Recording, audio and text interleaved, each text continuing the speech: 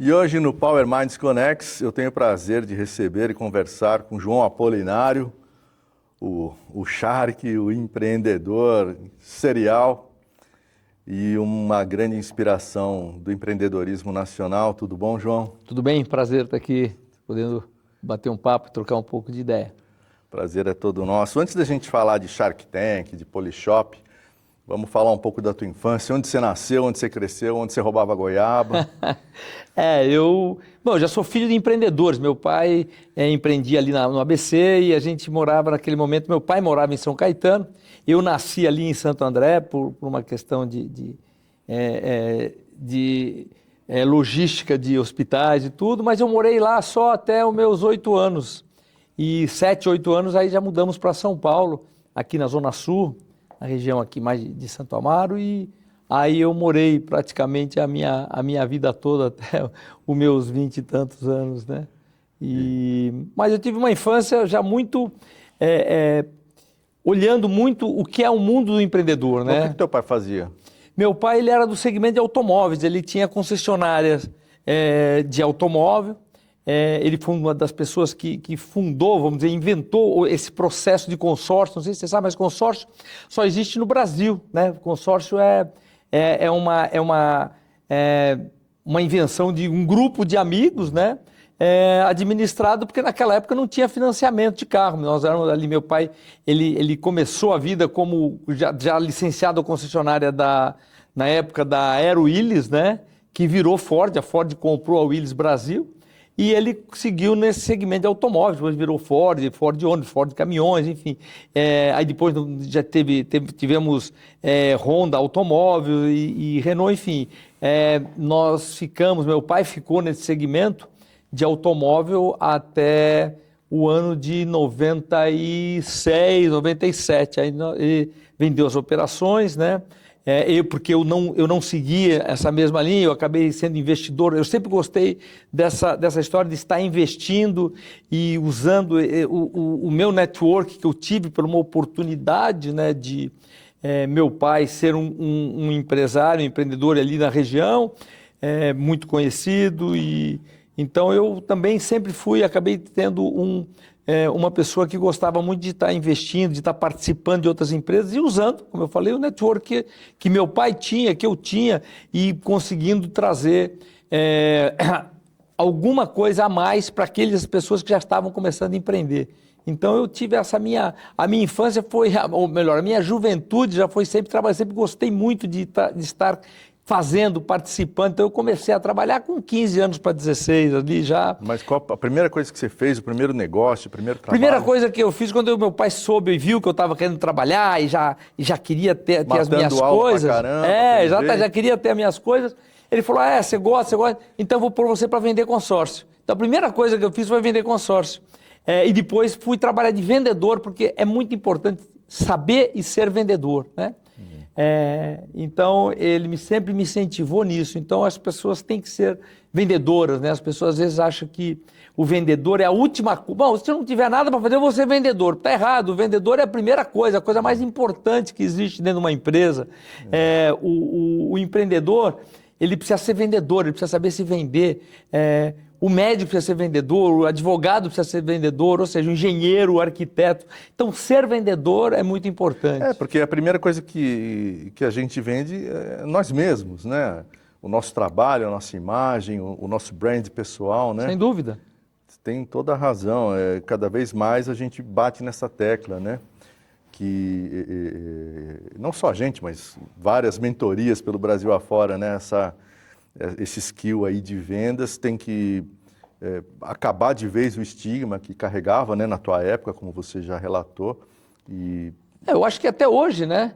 Aquela pessoa fala, poxa, vê se consegue algum emprego lá para o meu filho, nem que seja vendedor. Né? Quer dizer, vendedor é a coisa mais importante que tem para ele fazer, negócio, né? E fica, às vezes, jogado como a última coisa, né? Que você vai pedir uma empresa, né? Chega numa empresa grande, como uma empresa pode chegar lá, olha, poxa, vê se algum arruma um emprego, meu filho está precisando trabalhar, alguma coisa aí para ele fazer, nem que seja vendedor. Quer dizer, é o contrário, né? O vendedor é a coisa mais importante, é aquela pessoa que representa a sua empresa para o consumidor. Ou seja, se ele for mal atendido por um vendedor, se aquela pessoa não souber fazer um fechamento de negócio, não souber explicar, demonstrar um produto, demonstrar um serviço, você não vai ter sucesso no seu negócio. Então, o vendedor é a coisa mais importante que tem, as pessoas colocam como a pior coisa, né? As empresas mais espertas, nas empresas mais espertas que eu conheço, o vendedor às vezes ganha mais que o presidente.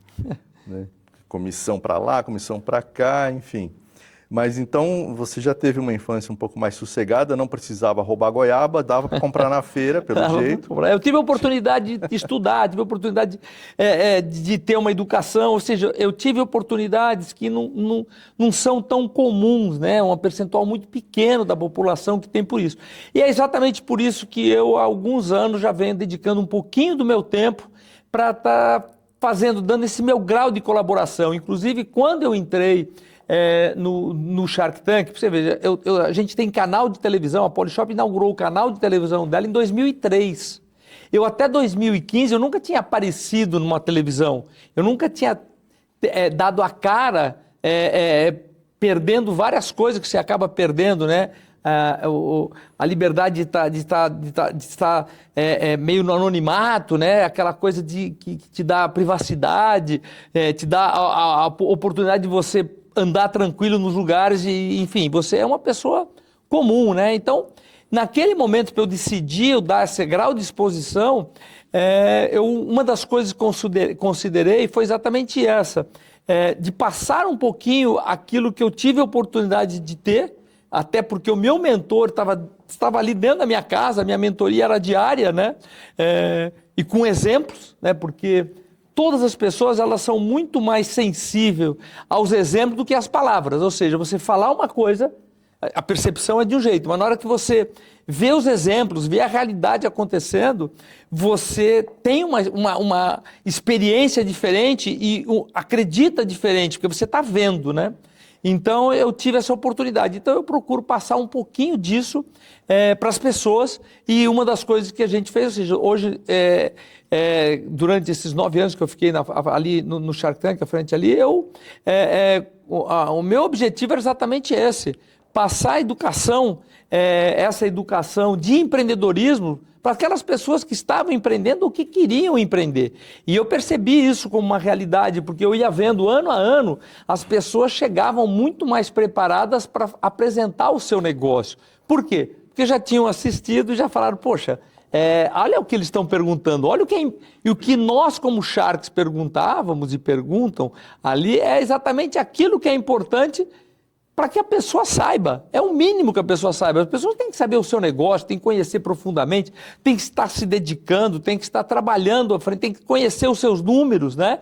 Tem que saber o que é um valuation. Então, tudo isso eu acho que é muito importante, quer dizer, você poder passar um pouquinho daquilo que você aprendeu, daquilo que a vida te proporcionou para as outras pessoas. Conhecimento sem você passar para os outros, é um conhecimento perdido. Fica só com você, um dia você vai acabar morrendo e acabou isso. Então, enquanto você puder passar isso, eu acho que é importante, é um dos propósitos que eu tenho na minha vida hoje, de poder passar o máximo que eu puder, de uma forma objetiva, clara, fácil, com simples linguajar, para as pessoas realmente entender e poderem realmente ser cada dia melhor. Não, você tocou em 2 pontos que a gente bate bastante aqui no Power Minds, que dar uma cara, né, para a empresa, quem é que está por trás desse negócio, desse produto, desse serviço, né? Até porque a gente percebe que o mercado consumidor, as novas gerações, elas têm prezam muito pelos próprios valores, né? E pelo match que o produto ou a empresa que eles estão consumindo tenha com esses valores. Então, se você, João Apolinário, é a cara da empresa e divulga os seus valores, esses valores refletem na empresa, refletem no produto e no serviço, e dá match com o consumidor, beleza, ele vai te consumir. Se não der, você está fora. Você falou uma coisa muito... As pessoas querem saber quem está por trás dessa... Não, as pessoas querem saber quem está à frente. À frente, né? Não é mais atrás, era lá, as pessoas iam, pesquisavam e tal. Não, hoje as pessoas querem saber quem está à frente. Você vê as grandes marcas que nasceram nos últimos 20 e poucos anos, você sabe, você pega uma Apple, uma Google, um Amazon, você liga diretamente à pessoa, né? Então, isso faz parte do novo empreendedor. Não tem mais espaço daquele empresário moita, né? Aquele cara que fica escondido. Não, hoje, inclusive, existe as mídias sociais no qual a pessoa conversa, fala com você. Ela entra nas suas mídias sociais e ele vai lá e ele elogia, reclama ou faz qualquer coisa ali com a pessoa, né? Então, é um oceano aberto mesmo, né? Então, acho que isso daí é o que o consumidor espera. Ele quer saber com quem ele está fazendo o negócio, né? Porque desde a época lá de trás, né, que a gente estava, né, que eu via acontecer no negócio, por exemplo, de automóvel, né, que era o negócio do meu pai. A pessoa ia lá, para o vendedor, a gente tinha volume de vendas de carros, né? Para o vendedor era mais um carro que ele estava vendendo naquele dia, às vezes. Não era nem na semana, era no dia. Era 1 ou 2, 3 carros por dia que o vendedor vendia. Mas para a pessoa que estava comprando, era o sonho da vida dela. Quem sabe era o primeiro carro zero da vida dela e o último. Era, né? Caro pra caramba. Então, e ainda até hoje, é uma realização, né? Principalmente hoje, lógico, a gente vê uma nova geração aí, já menos focada nessa história, mas ainda tem, né? Ainda é um bem de consumo de desejo, né? E então o que a gente fazia? A entrega, o diretor, o presidente da empresa, o que for, ia lá no dia da entrega e entregava um cartão para a pessoa, só na hora da entrega. Já tinha explicado, olha, está aqui, esse é meu cartão, quando o senhor quiser, estou à disposição e tal. Isso fazia uma diferença gigante, porque a pessoa saía dali com aquele cartão do presidente. Quando meu pai estava lá presente, eu falava, quer dizer, ele ia, né? Eu via isso, e ele dava aquele cartão e ali a pessoa saía e falava, não, eu sou amigo do dono da concessionária. Então isso fazia uma tremenda diferença. E às vezes, até hoje, a gente vê que isso não acontece. E isso eu falo sempre para a minha equipe de venda, em convenções, em tudo. A importância que é ele como gerente, né? Quando está o caso, ele está ali, ele ia lá finalizar, se apresentar, eu sou o gerente. As pessoas estão fazendo a compra e ali para o vendedor, para a loja, é mais um produto de dezenas que ele vende por dia. Mas para a pessoa que está comprando, é o produto que ele está comprando, é uma compra importante, né? Então, esse lado de pessoas é um lado muito importante que eu sempre enfatizo muito, né? Se fala muito do B2C, né? Business to Consumer, do B2B, né? Empresas falando com empresas, e eu sempre bato muito no B2P, que é business com pessoas, né? Pessoas falando com pessoas. Para não esquecer que não é empresa falando com pessoa, é o P2P, é pessoas falando com pessoas. Porque mesmo quando você está fazendo um negócio entre corporações, entre empresas, entre B2B, existe uma pessoa aqui e uma pessoa aqui. Por enquanto, que agora está começando a entrar ferramentas, né, da IA, no qual essas transações, essas negociações já vão começar a ser feitas, inclusive, por ferramentas que não necessariamente precisam ser pessoas. Mas ainda existe o P2P, eu acho que ainda é atualizado. Fiz questão de falar nisso, porque a gente está numa transformação muito grande da empresa também, dentro das empresas do qual eu participo, da inteligência artificial. E então tem algumas coisas que a gente percebe que começa ela substituir aquela operação mecânica, né, onde não precisa ter pessoas, mas onde tem pessoas, que ainda estão muitos departamentos, não dá para você substituir. E você falou também de compartilhar, de transmitir conhecimento, né, transmitir legado, experiências, erros e acertos. Isso também é um pilar do Power Minds Connects, porque a gente acredita que, primeiro, que o empreendedorismo já é e vai continuar sendo o alicerce da economia brasileira. E nada melhor do que, como você falou, pessoas trocando conhecimento, informação, experiências com pessoas para todo mundo, independente do patamar que esse esteja, os dois se juntam, os dois crescem, os dois saem maiores desse encontro, né?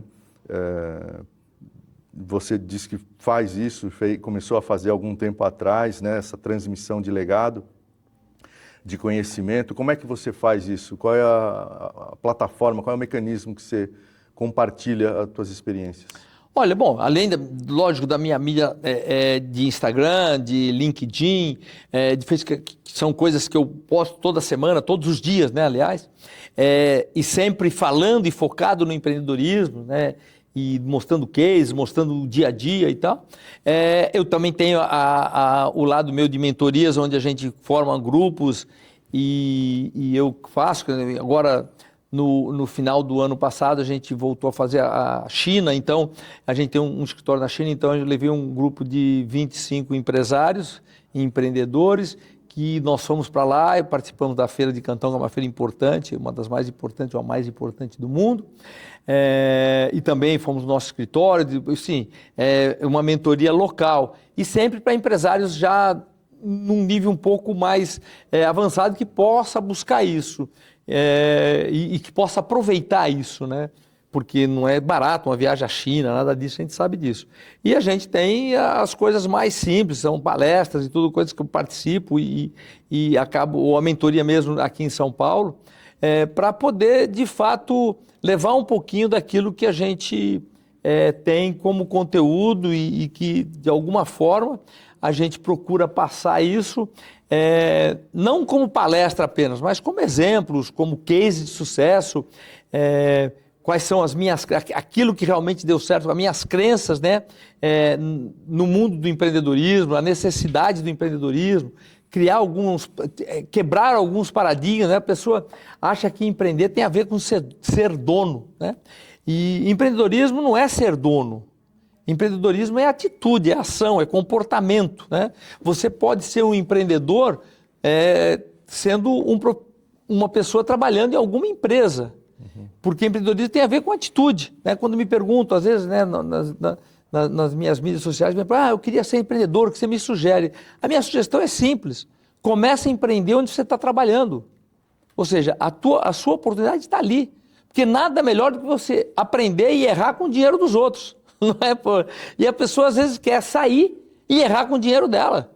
Então, poxa, comece a empreender, comece a fazer as coisas, você tem muita oportunidade e muito sucesso onde você está trabalhando. E de que maneira faz isso? Dando sugestões, criando novos processos? Não, atitude de empreendedor. Se fala muito atitude de dono.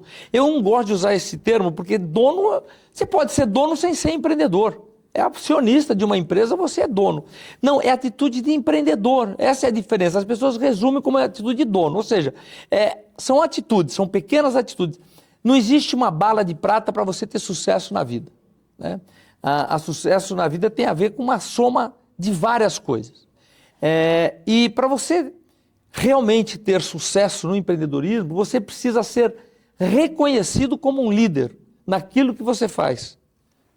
Porque se você não for reconhecido como um líder, você não será seguido. O líder, naturalmente, as pessoas seguem o líder. No que ele faz, no que ele fala, as pessoas seguem. Diferente do chefe, porque o chefe ele é só obedecido, as pessoas obedecem o chefe porque ele mandou. Agora o líder não, as pessoas olham e começam a seguir ele. Então, a primeira coisa é você ser um líder naquilo que você está fazendo. E o que precisa para a pessoa realmente ser reconhecida como um líder? Quando você vai procurar um líder, você vai procurar o quê? Você vai querer o quê do líder? Você vai querer respostas, que ela te ajude a você responder ou tirar dúvidas. Ou seja, o líder é aquela pessoa que tem que ser com o maior conhecimento. O que faz com que eu reconheça aquela pessoa como um líder é o conhecimento que ela tem. Então, o que você precisa para ser um empreendedor? Ter conhecimento. Independente de você ser dono ou não daquela empresa. Porque com conhecimento você naturalmente vai receber o quê? Reconhecimento. As pessoas te reconhecem. As pessoas sentem a necessidade de ter você, te prestigiam. Mas é tudo mérito, meritocracia, é isso. E para você ter conhecimento, é muito simples. Você só precisa de uma coisa, dedicação. Não existe conhecimento sem dedicação. Então é uma escalinha. Liderança, conhecimento, dedicação. você se dedica naquilo que você faz, naquilo naquilo que está ao seu redor, você será reconhecido, você ganhará conhecimento, e com esse conhecimento você será reconhecido naturalmente, não que te puseram lá, como líder. E aí você vai se despontar naquilo que você está fazendo. Tudo isso embalado na atitude. Né? Tudo isso embalado numa atitude de empreendedor, de ação, de você realmente estar... As pessoas reconhecem que você faz a diferença. Agora, nem você nem eu somos nativos digitais, né? Como é que você se acostumou, como é que você aprendeu a lidar com essas mídias todas, com fazer conteúdo todo dia? Tem muita gente que acha meio... Eu já respondi isso, é dedicação, né? Porque quando a Polishop, por exemplo, quando nasceu lá em 99, eu nasci no digital. Era só televisão e e-commerce e um call center para atender. Isso já era o digital, o maior digital que tinha na época. Não existiam as mídias, não existiam as mídias sociais, né? Não existiam muitas coisas, mas isso era o digital da época. E eu me dediquei a isso, a entender esse mercado. Ou seja, o que tem hoje de mais moderno, que é o live commerce, né? Que é o que as pessoas estão vendendo nas plataformas, é o que a gente fazia na televisão. A Polishop faz live commerce desde que ela nasceu. A única coisa é que antes só tinha, a ferramenta era numa televisão. E hoje são as mídias sociais, né? O Instagram, o TikTok, plataformas que te ajudam a você fazer, mas é um canal de televisão.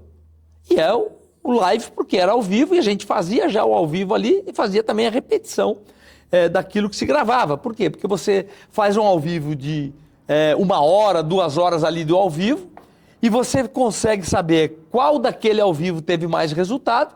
Quando você saía para edição, ou seja, para você fazer um compacto daquele produto, daquele programa, você vai fazer o compacto como? Baseado no que teve de ligação no call center.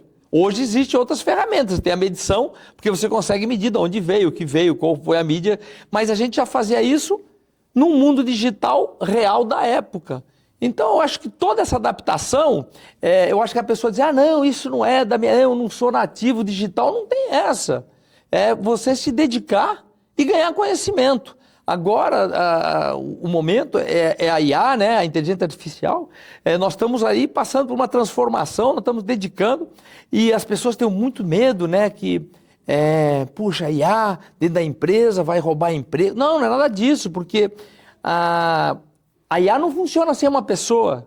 Você precisa... E existem novas funções, por exemplo, ali nós, nas empresas no qual eu participo mais ativamente, a gente está introduzindo agora um diretor de IA, que é a pessoa que vai estar responsável pela inteligência artificial de todas as empresas, porque estão muitas ferramentas, muitas pessoas usando, mas desordenadamente, e sem saber se está realmente colhendo o melhor fruto disso.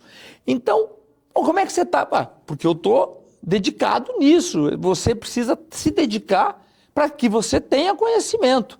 Então, nós estamos ali trabalhando hoje a inteligência artificial, que já é um passo além do digital, da social, porque é uma ferramenta que vai trazer uma velocidade em tudo que está acontecendo dentro das empresas absurda. E as pessoas estão usando ainda, começando a usar ainda muito na pessoa física, né? Mas ela, para uma empresa, ela é extremamente... ela te ajuda a avaliar tudo, né? Tem coisas que você precisaria treinar uma pessoa, e aí você perde essa pessoa, porque essa pessoa vai embora por algum motivo, às vezes até por um motivo pessoal, e você perdeu tudo aquilo. A IA você tem que entender, em cada departamento, como se fosse um colaborador seu, com crachá, com tudo ali dentro. Em cada departamento você tem que ter uma pessoa que é o IA, que é virtual, mas aquela pessoa tem que estar presente lá. E aquela pessoa tem que ser a pessoa que vai trazer informações para aquele grupo. E olha que interessante, isso tudo é uma mudança de toda a empresa. Introduzir uma cultura de inteligência artificial. E a empresa que não introduzir isso hoje, ela vai perder muito espaço e muitas oportunidades. E você está envolvido com quantas empresas hoje? Olha, mais diretamente eu estou envolvido com 4 empresas, né? diretamente, que eu digo, são empresas que estão incubadas ali dentro do nosso escritório e que a gente tem lá uma parte ou seja, eu tenho relação semanal com essas 4. E tenho mais outras investidas minhas entre as que eu já entrei, que eu já saí, que tem hoje no balanço final, estamos com 42, eu estou saindo de uma agora, que está tendo uma operação de realização de investimento, até uma delas que fez parte do Shark Tank, e estamos saindo agora, que é normal, né? Ela está está tendo um segundo round de investimento, e eu e outro Shark que entrou, nós optamos em estar saindo até para fazer sentido que isso faz parte do nosso negócio, até porque você tem outras que você acaba investindo e tudo, e sempre aparecendo oportunidade, está sempre olhando essas oportunidades. Né? Uma dessas 4 ainda é a Polishop. Sim. Tá. E você como timoneiro em mar revolto... Mas não sou o CEO, né? Eu tenho um CEO lá na empresa e ali é que toca o dia a dia da empresa. Então né? tá. Mas como é que você está lidando aí com... Varejo sempre foi complicado e sempre será, pelo jeito, né? E vocês estão nesse momento aí atravessando uma certa turbulência. Que horizonte você vê para isso? O varejo sofreu muito com a pandemia, né? A pandemia transformou... nós, por exemplo, nossas lojas 100% eram shopping center. Shopping center passou por 2 grandes ondas, né? A primeira, que a gente teve ajuda do governo e ajuda inclusive de alguns shoppings, mas a segunda onda, onde fecharam shoppings, quase um ano depois, essa foi sem ajuda nenhuma, e um IGPM gigante, o varejo passou por muita dificuldade. Naquele momento vai se buscar dinheiro, no qual o custo estava 3,5%, né? E daqui um pouco transforma-se, né, a Selic 3,5%, daqui a pouco caça para 15%, né? Ou seja, subindo gradativamente. Então, todo o varejo, né, a quantidade de empresas que estão com dificuldade, provavelmente empresas que, por que eu digo varejo? Que teve mais necessidade de buscar recursos para passar essas 2 ondas, né, de pandemia, elas acabaram se endividando muito.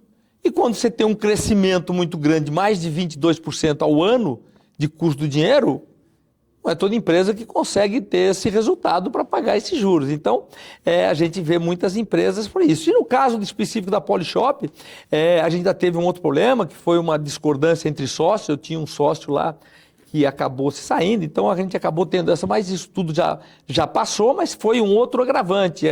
É uma das coisas que a gente sempre está aprendendo, por isso que a gente eu falo em passar conhecimento, né? Eu acho que qualquer sociedade tem que ter um acordo de acionista muito bem escrito. Aí, sócios, né? Atenção, cadê o sócio? Tem que ter um acordo de acionista, porque o melhor momento de você fazer acordo é no momento da paz, não no momento da dificuldade, do estresse, da tempestade. E né? é quando o caixa ainda está meio suave ali, né? Porque no começo de tudo, né? Mas você imagine você num momento de tempestade, onde você precisa assumir o timão, e você tem um sócio que se acovarda dentro de um sistema, se assusta, né, dentro daquela situação. E eu dou o exemplo do navio, né? Quando você está num navio, numa tempestade, você não pode tirar os motores e ficar à deriva. Você precisa fazer o quê? Botar toda a tripulação em firma, manter a tripulação toda ela motivada e segurar o leme com sabedoria. E dar motor. Porque a melhor forma de você enfrentar uma tempestade é com o motor avante.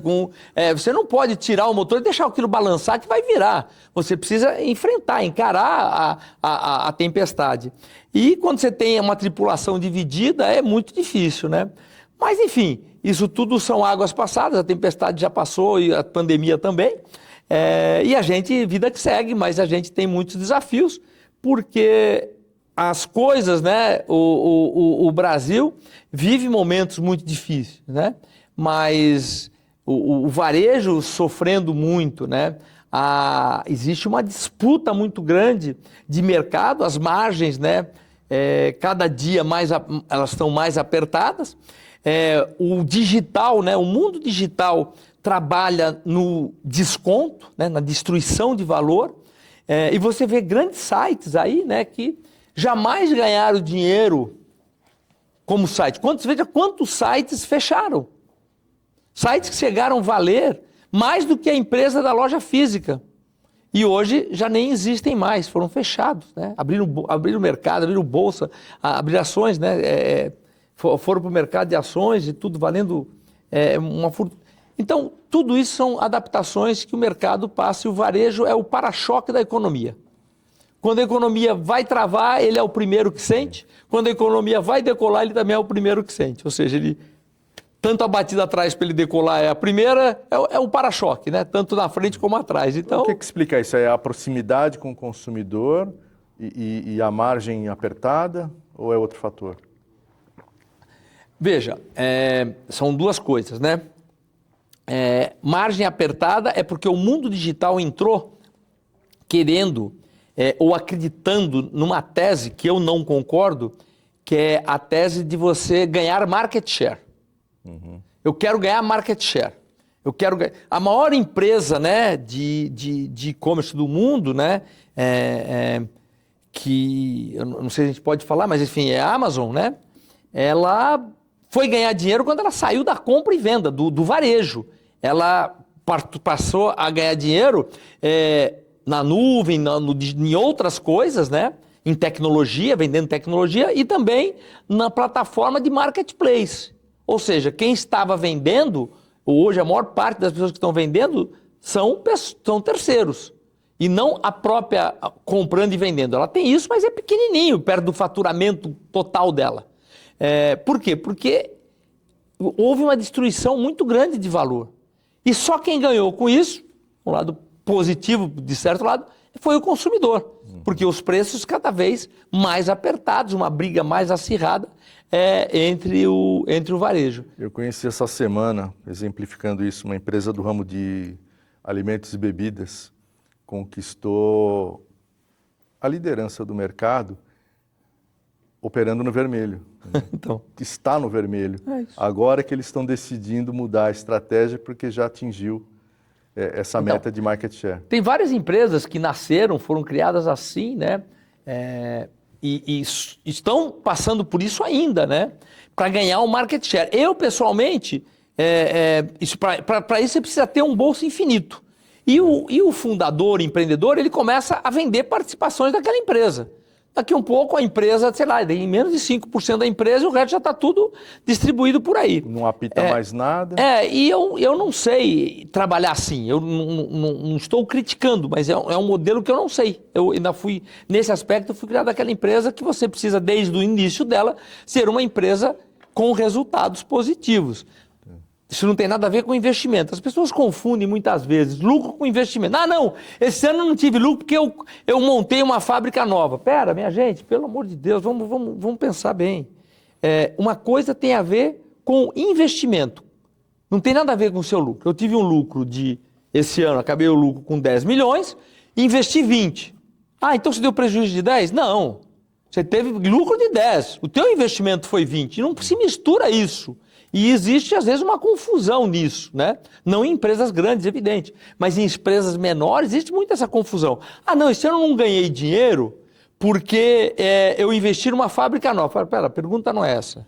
Quanto o teu negócio deu de resultado? O quanto você investiu é uma conta à parte. É uma outra conversa. Então, isso tudo faz parte de uma educação empreendedora que, infelizmente, muitos não tiveram a oportunidade de ter para conseguir dividir, separar isso, né? A melhor coisa é misturar. Ah, não, mas eu comprei meu carro novo porque minha mulher estava sem. Isso não tem nada a ver com o lucro ou prejuízo da sua empresa. Sua empresa tem que ter as contas dela separadas, inclusive da tua pessoa física e dos investimentos. Investimentos não tem nada a ver com o resultado operacional daquele ano ou daquele mês, né? Vamos só juntar, então, ensinamento com encerrar o capítulo Polishop aqui. O Polishop hoje tem mais ou menos um quarto do tamanho que ela já teve em algum momento, né? Um pouquinho mais agora, já. Já deu pouquinho uma mais, Então, que ensinamento você consegue tirar e transmitir, apesar que teve um imponderável que foi a pandemia, né? Sim. Mas dá para tirar algum ensinamento dessa turbulência? Sem dúvida nenhuma. Eu acho que algumas coisas, né? Eu sempre coloco que você tem duas formas de encarar os problemas e as adversidades e as dificuldades. Uma delas é se sentir derrotado. Outra é falar, poxa, eu tive um aprendizado. Então, são muitos aprendizados, né? Eu acho que a derrota só existe quando você desiste. Quando você desistiu, você foi derrotado. Enquanto você é empreendedor, que está à frente do seu negócio e não desistiu, você não sofreu uma derrota. Você está tendo oportunidade de aprender. Foi no máximo um knockdown, né? Você aprendeu. E, no caso, nós aprendemos muitas coisas, né? Inclusive, nós melhoramos, isso era uma tese já minha, e aumentamos os produtos de marcas próprias. Por quê? Quando você tem marca própria, você sai desse mundo de tanta destruição de valor do varejo. Você consegue ter produtos de mal, porque conforme vai destruindo o valor, a própria indústria, como é que a indústria olha? A indústria olha sempre para o concorrente. Vamos dar um exemplo, Air Fry. Um produto que nós lançamos, tivemos um preço, começamos todo mundo ali vendendo a 800, 900, 700, hoje tem Air Fry vendendo a R$200. Você que começou com a mania do Air Fry? Sim, a categoria Air Fry no Brasil foi lançada pela Polishop. Só na minha família deve ter uns 8. Pois é. E mostrando o produto, um produto inclusive que tinha patente, a Philips tinha patente e não conseguiu resolver esse problema de patente. Muitas pessoas, inclusive, acham que não, eu tenho patente disso. Não vale nada, infelizmente, porque existe especialista em quebrar patente. Então, esse negócio de patente, esquece, você precisa ganhar mercado, né? Ser o primeiro e conseguir ganhar mercado. E ali a gente criou a Air Fry, a marca, fizemos tudo. Tocamos o negócio. Vendemos muito bem e começaram a surgir essas Air Fry sempre pensando em destruição de valor. Por quê? Porque a indústria está sempre olhando para a outra indústria, o seu concorrente. E para mim, eu acho um erro. Eu olho sempre para o consumidor, aquilo que o consumidor quer. Então, nós mantivemos a qualidade do nosso produto, pelo contrário, melhoramos a qualidade do nosso produto, trouxemos mais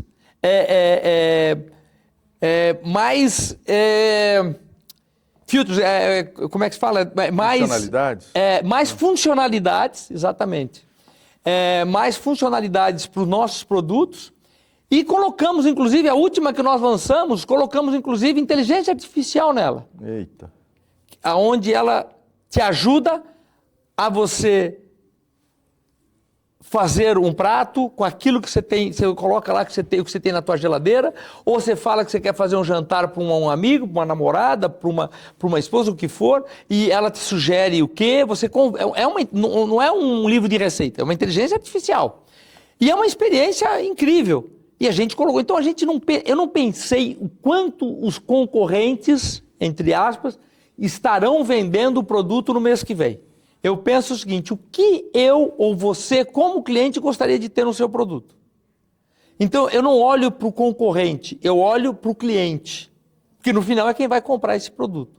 Sim. Então, uma das coisas que eu aprendi, quer dizer, que estamos falando de aprendizado, foi isso, é que a gente precisa se concentrar nisso cada vez mais. E, infelizmente, até por eu estar envolvido mais e ter deixado isso mais na mão de executivos e de sócio ali, perdeu-se um pouco disso, entrou no mundo do varejo. E nós nunca pertencemos a essa caixa do varejo comum, destruidor de valor. Nós sempre trabalhamos com produtos premiums, com produtos de qualidade, com produtos realmente que entregavam benefício. Produto tem preço, benefício tem valor.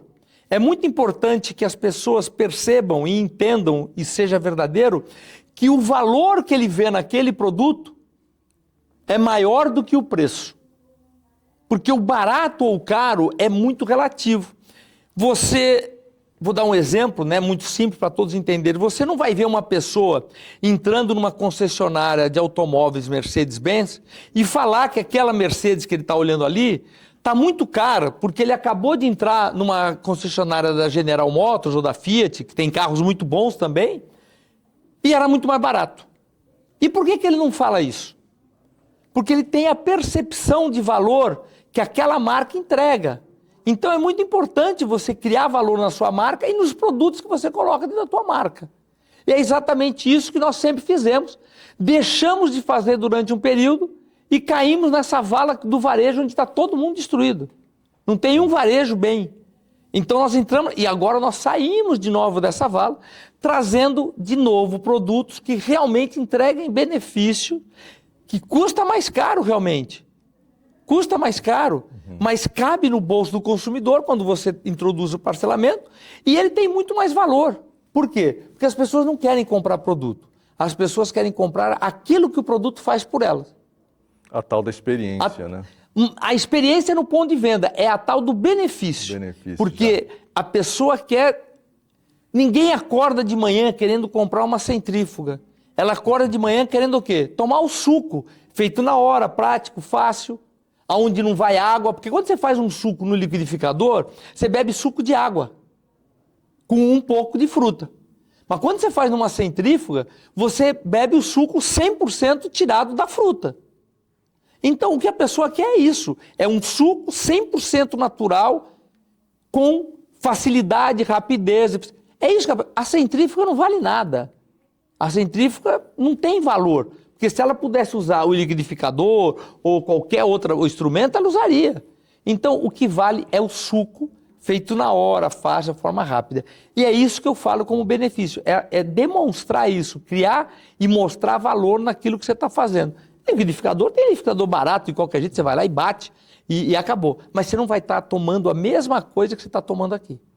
Você falou da Mercedes, né? Eu convivi aí nos últimos 10 anos com o mercado de luxo, né? O mercado de luxo, por não entrar, a maioria, pelo menos, nessa disputa predatória aí de quem mata o outro primeiro, até que os dois morram eventualmente, por não ter entrado nessa disputa, foi um dos setores que passou pela pandemia, inclusive, mais tranquilamente, né? Conseguiu manter preço, valor, margem, enfim. Subiram o preço, inclusive, né? Subiram, todas as grandes marcas, né? Muitos preços subiram e nunca mais baixaram, né? Não. Subiram os preços, mantêm os preços altos e é objeto de desejo e entregam qualidade, entregam exclusividade e entregam tudo aquilo que esse mercado pede. E você pega mesmo no Brasil, lojas de varejo, principalmente nesse segmento de roupa, de moda, que estão indo bem nesse momento tão difícil, né, onde tem aí esses sites chineses, inclusive, trazendo produtos a preços, e sem impostos, sem nada, a preços muito mais baratos. As únicas lojas, o único varejo que não sofre é o varejo de luxo, né, porque...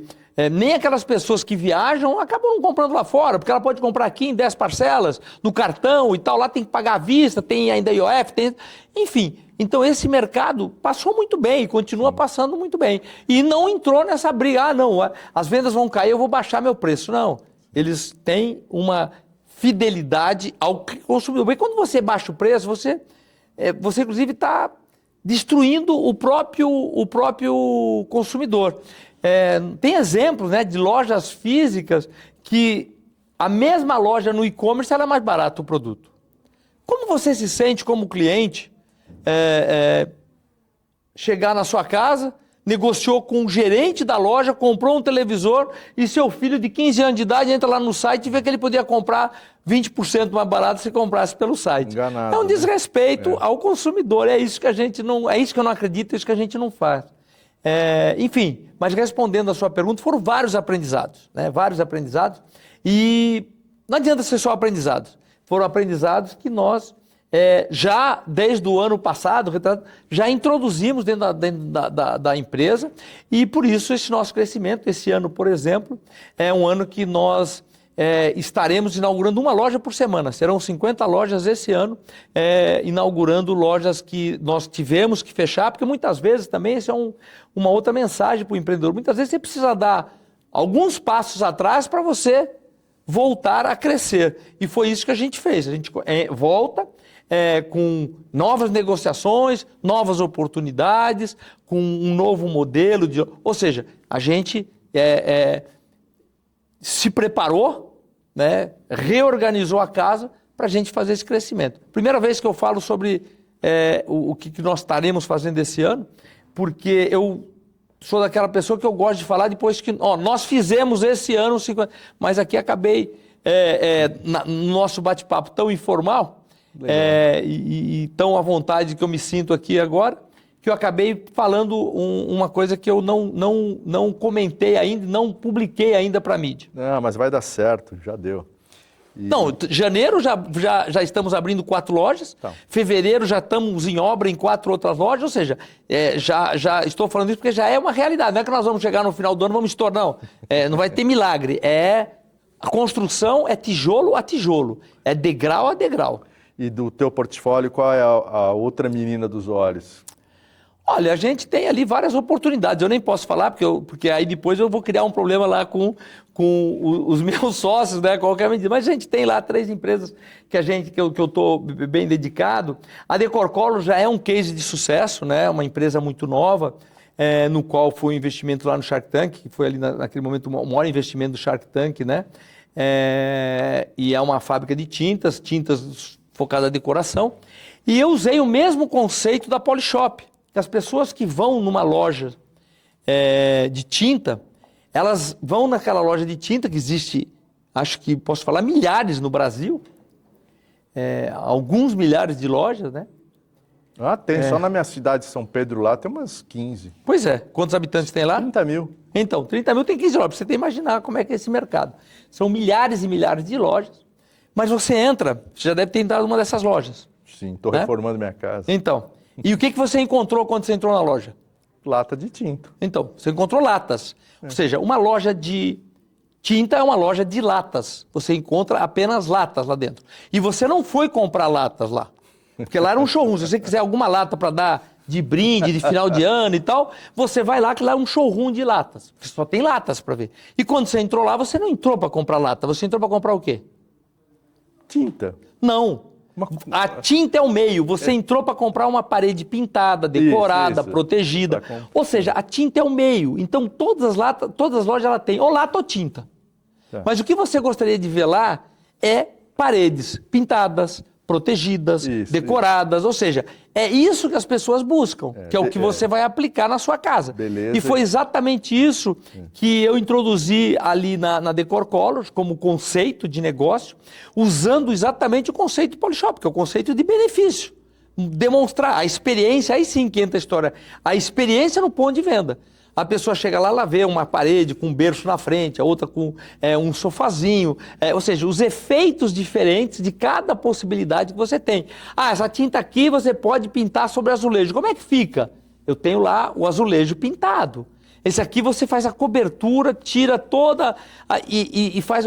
Como é que fica? Eu tenho lá o fase a fase mostrando, desde o azulejo, o promotor de aderência, depois o que faz toda a parte de cobrir, toda a parte de alinhamento dos azulejos, depois a parte final. E aí é uma área molhada, então você pode passar aqui, polir uma resina e você joga água, você demonstra. Então, essa experiência no ponto de venda que nós introduzimos. E realmente foi um sucesso, a gente lançou outro produto também de proteção muito grande, que foi a tinta emborrachada, né? Já existia no mercado a borracha líquida, né? Ou melhor, já existia no mercado a tinta emborrachada e nós também lançamos, mas eu falei, não, eu preciso de um produto muito melhor, que custaria-se muito mais caro. Mas resumindo o assunto, o que aconteceu? Aí todo o mercado já tendo e ninguém comprando quase a tinta emborrachada, nós lançamos um produto com muito mais qualidade e demos o nome de borracha líquida. Como o caso da Airfry, todo mundo vem copiando. Mas a nossa, ela tem uma qualidade bem diferente, porque nós não economizamos matéria-prima para fazer aquela tinta. Porque a tinta é a base de água e resina. A resina custa caro, a água custa barato. Então, para você ter uma tinta de maior qualidade, é só você aplicar muito mais resina, no caso da borracha líquida. E lógico, e outros ingredientes, que é a hidrorrepelência, tudo isso é feito ou seja, tem uma receita, como uma receita de bolo.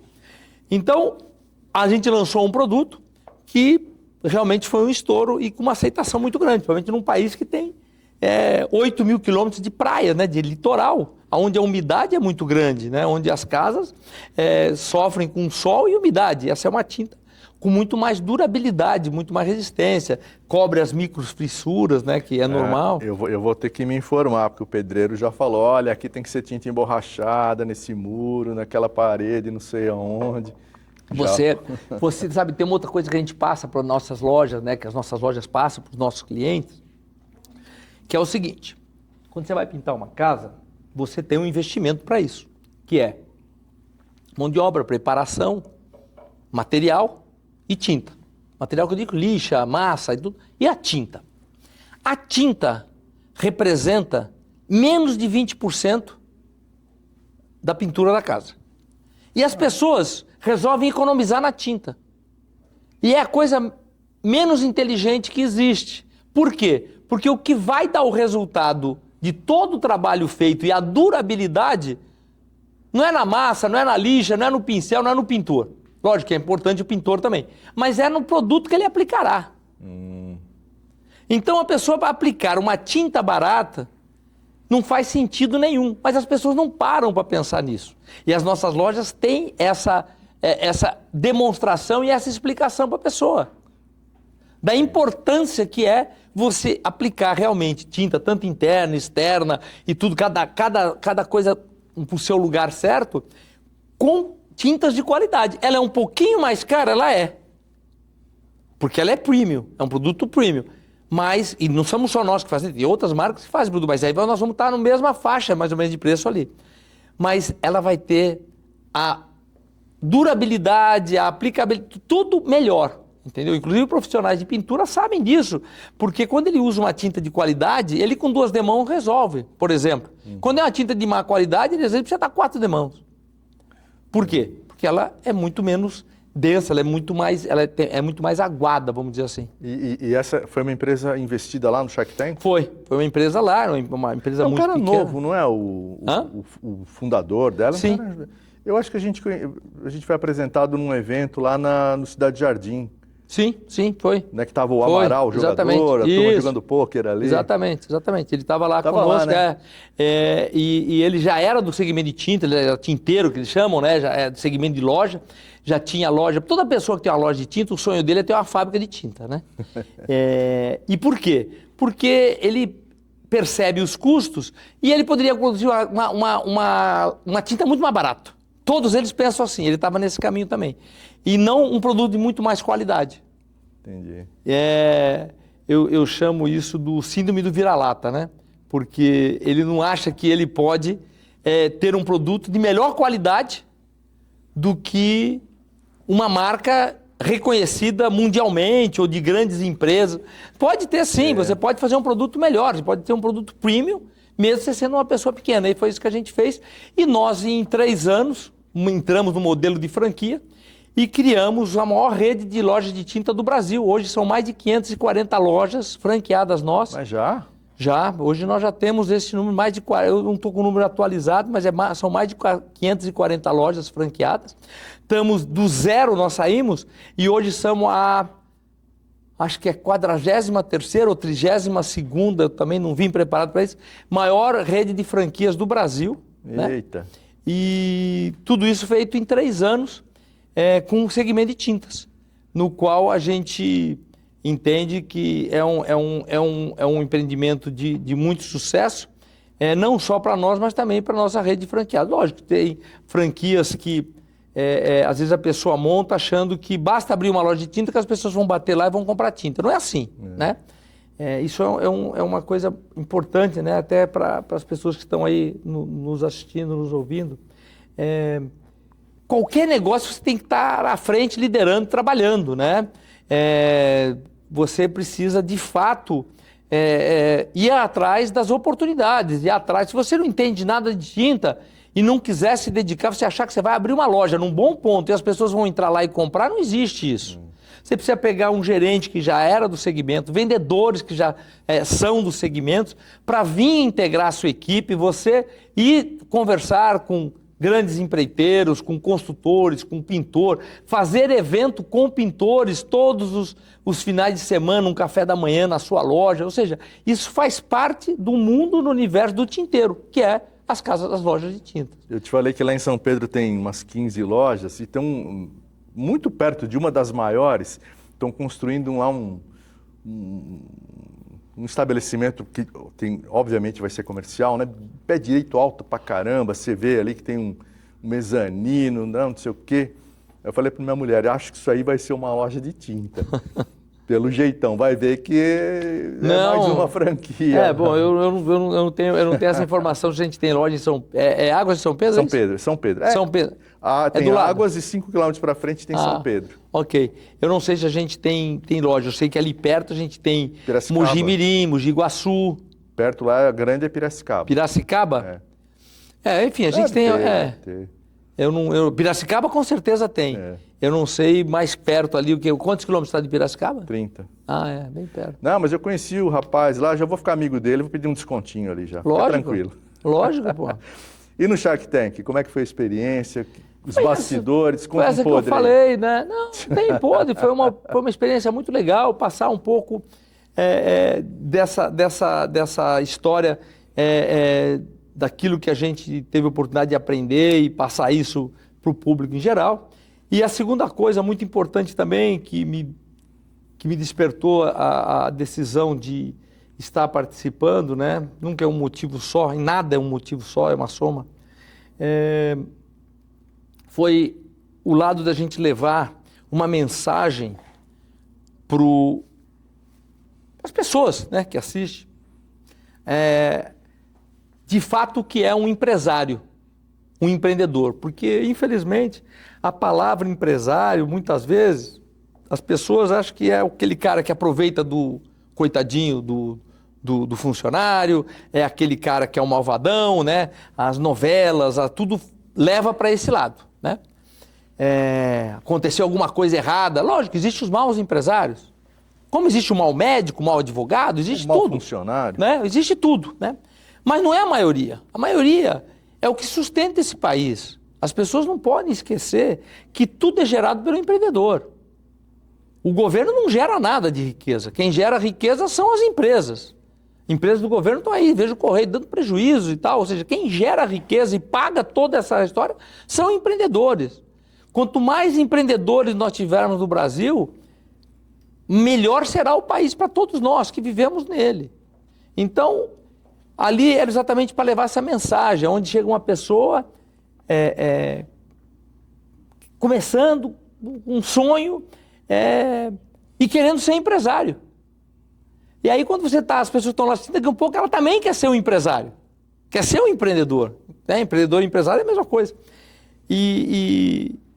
Então levar um pouquinho dessa mensagem, mostrando esse lado, né? Tirando um pouquinho esse tipo do que o empresário é o malvadão, que não é verdade. Não é verdade. O empresário é aquele cara que gera oportunidade, gera riqueza, ele gera empregos, ele comercializa, ele paga o aluguel, ele paga o salário, ele paga os impostos e o que sobrar e quando sobrar é o que ele põe no bolso. Porque antes ele tem que pagar todas as obrigações dele. Então, essa mensagem é uma mensagem que aquele programa ele leva todos os dias para as pessoas. E isso eu entendo que foi e é muito importante para as pessoas entenderem um pouco mais e sair um pouco dessa caixinha de achar que o empresário é aquele cara que, aproveita da gente, né? Porque não é isso, pelo contrário. Vai ver as dificuldades, os problemas e as noites sem dormir, as 24 horas por dia que às vezes as pessoas passam para conseguir manter o seu negócio em pé, o seu negócio, porque dificuldade todo negócio tem. Porque nada garante que você vai chegar no final do mês e vai ter o teu dinheiro na tua conta a não ser um CLT. A única que vai ter garantia é isso, o resto não. Eu conheço pessoalmente, né, o Caíto Maia, o Semenzato, a Carol, a Camila Farani também, que passaram por lá. Você falou do malvado. O Caíto, pelo menos comigo, é super bonzinho. E no programa eu acho que alguém mandava ele ser um pouco mais malvado ali. Alguém te mandava ser um pouco mais malvado também? Não existe isso. Pelo contrário, o Caíto, eu não acho que o Caíto seja... O Caíto ele é muito autêntico, muito espontâneo, né? Ele é muito expressivo, né? Então ele vai falando logo, mas... E a única coisa que existe, né, como no meu caso, existe a edição. Na edição, você pode editar, fazer os cortes de uma forma que dê um pouco essa impressão. Mas, na verdade, não era a intenção de nenhum de nós. Quer dizer, não, você, João, parece um cara muito sério. É porque eles editam dessa forma. Eles pegam cenas de você mais sério, mais pensativo e tal. Então, esse é o modelo da edição, porque é um programa de televisão. Ele é real, é um reality show, mas ele é um programa, é um show, né? Sim, sim. É reality e show. Então a gente não pode esquecer que ali eles estão fazendo, né? A Sony, que é dona do programa, ela tem que fazer aquilo ser um show, porque isso atrai pessoas, isso dá audiência. Então ela faz esse trabalho, exato.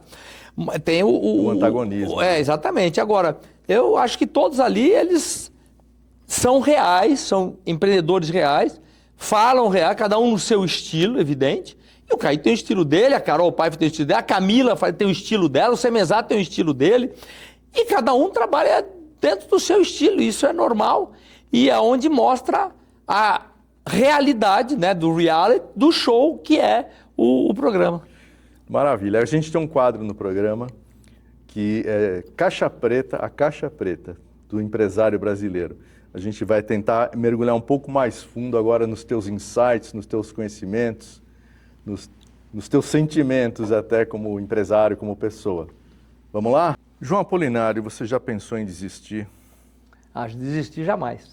E de onde você tira a força para se manter resiliente esses anos todos? Eu acho que isso vai muito da pessoa que está fazendo aquilo que ela realmente gosta, daquilo que realmente se realiza. Então, se você faz aquilo que te realiza, você vai encontrar força sempre. Do que você mais se orgulha na sua trajetória?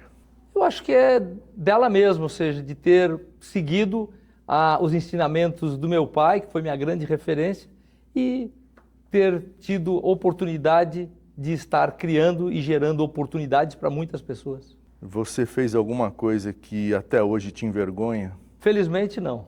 Arrependimento. O que mais se arrepende de não ter feito? Eu me arrependo de não ter escutado mais os ensinamentos do meu mentor, que foi meu pai. Muitas coisas que eu fui resistente, eu depois percebi que ele tinha razão. Qual foi a decisão mais inteligente que você já tomou e que ninguém aplaudiu? Isso acontece quase que o tempo todo, né? Porque a gente tem, como empreendedor, nós temos que tomar decisões todos os dias. E nem sempre as pessoas percebem ou têm a visão, a percepção que foi uma decisão correta, até porque os resultados vêm depois. Então, acho que são decisões diárias que as pessoas, que para o empreendedor foi muito importante, para as pessoas foram normais. Você deixou de levar a sério algum conselho que recebeu lá atrás e que hoje teria te levado para um outro patamar?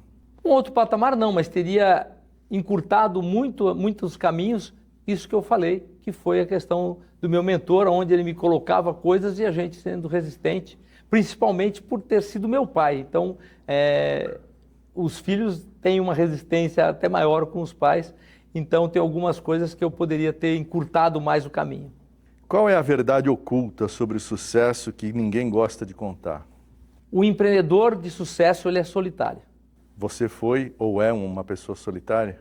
Todo empreendedor acaba sendo solitário, porque ele tem poucas pessoas, ou ninguém quase, para dividir os seus momentos de dificuldade e os seus momentos de sucesso. Então, a solidão faz parte de todo empresário e todo o empreendedor. E o que você deixou de fazer na tua vida pessoal em função dos seus negócios, das suas empresas e que você acha que deveria ter feito diferente?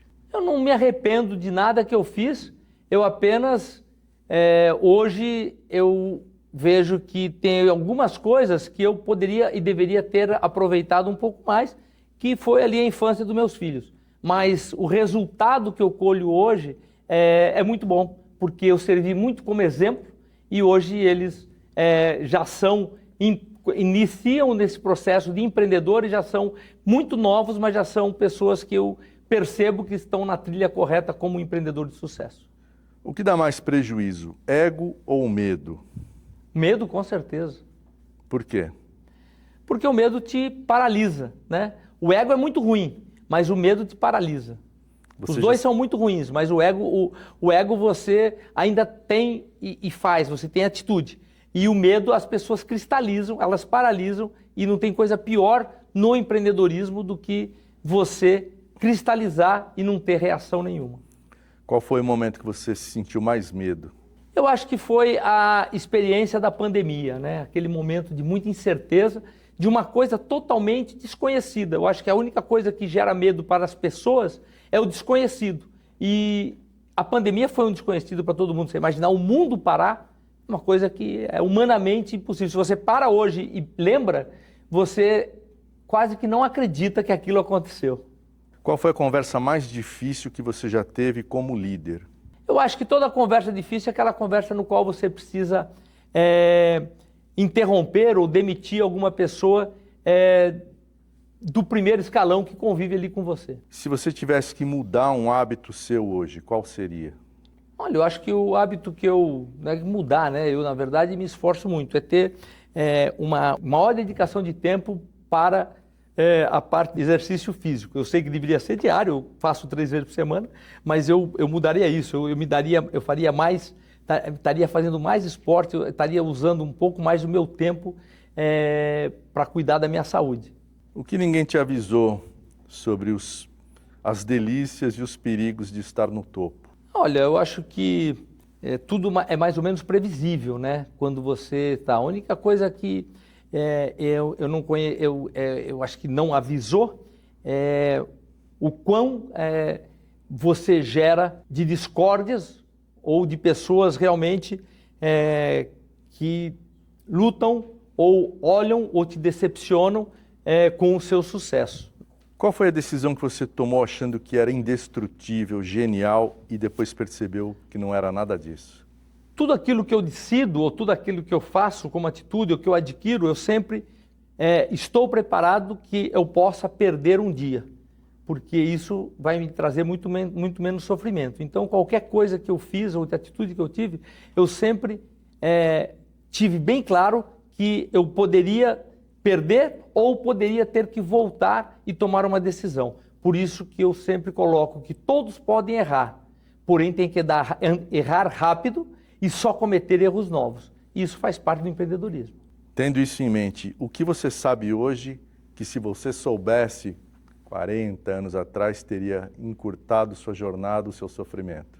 É você realmente ter as coisas muito claras, muito decididas, antes que as coisas aconteçam. Ou seja, você ter um bom acordo acionista, você ter um bom acordo com as pessoas que estão trabalhando, ou seja, contratos bem feitos. Eu acho que o resumo é ter mais atenção aos contratos e deixar menos as coisas menos soltas, menos pontas soltas, ou seja, tudo muito bem escrito e muito bem redigida em um contrato. Se tivesse que deixar uma verdade para quem está crescendo agora, qual seria?